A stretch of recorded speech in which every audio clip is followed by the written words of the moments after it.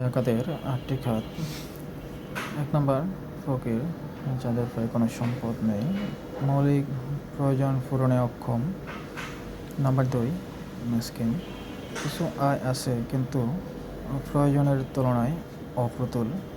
Number ৩, আমিল, যারা জাকাত সংগ্রহ ও বন্টনের কাজে নিয়োজিত থাকে।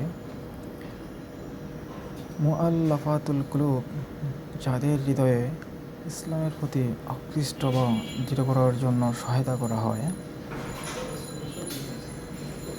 নাম্বার ৫, রিকাব বা দাস মুক্তি, দাস বা বন্দী মুক্ত করার জন্য।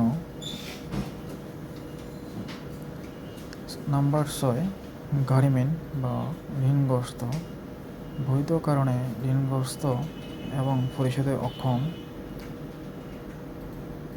বিদ্রোহ, ১,০০০ কোটি টাকা ঋণখেলাপিরা ইহার আওতাভুক্ত নয়। নাম্বার ৭, ফি সাবিলিল্লাহ, আল্লাহর পথে দ্বীনী ও কল্যাণমূলক কাজ। ইবনুস সাবিল, মুসাফির, ভ্রমণে গিয়ে আর্থিক কষ্টে পড়েছে এমন ব্যক্তিদেরকে আপনি জাকাত দিতে পারেন।